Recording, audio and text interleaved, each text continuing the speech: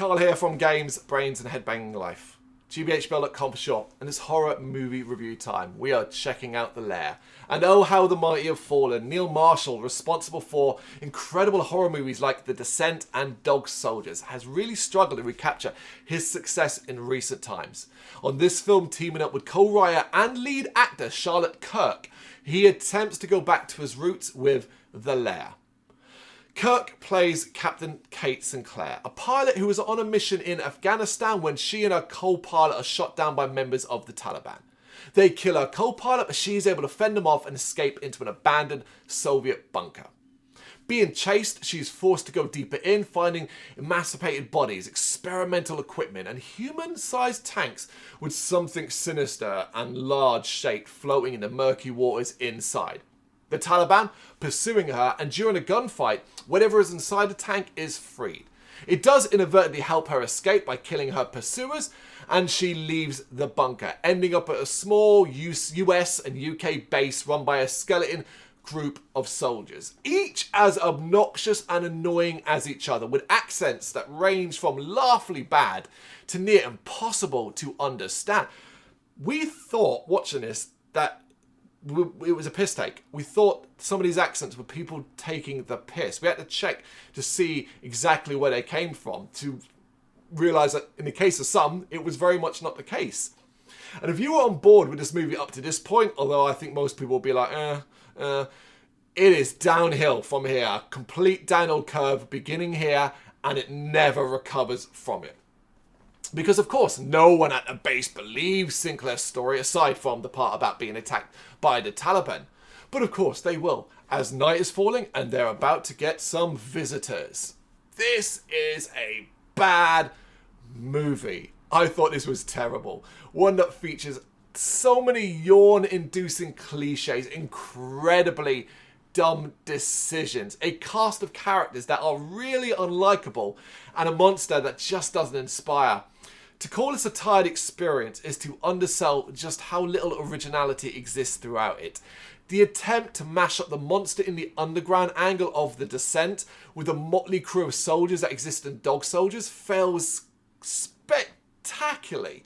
No one is likable, and no one is putting in a good performance either. A major problem when you consider we are supposed to be rooting for these bloody people. Man down! It's here. How many are we talking about? There's an army down there. Kill anything that shrieks.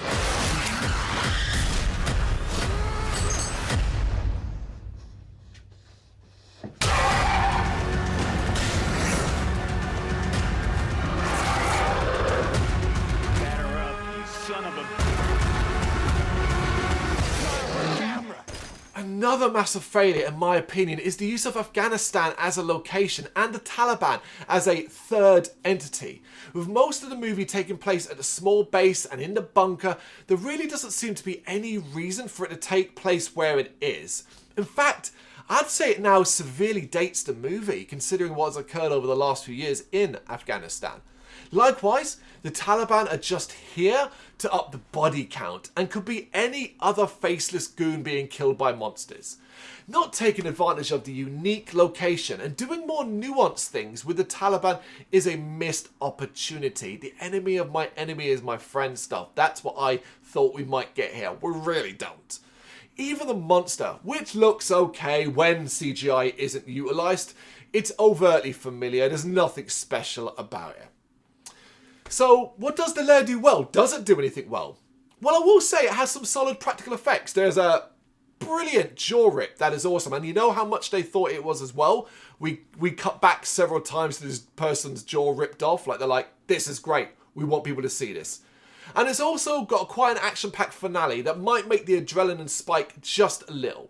But this is not enough to make this a worthwhile watch. The Lair is a terrible movie. It is a trite experience that fails to spark at almost any stage. I just had such a miserable time as it just kept going downhill and downhill and downhill and downhill. And just like at the end, and it's like, oh, we can't leave one person behind, so we're all going to go back in. They end up rescuing that one person, but everybody else who went back in dies. And it's like, well, that made sense. That was a really great decision there. Bloody hell, there's a lot of that in this movie.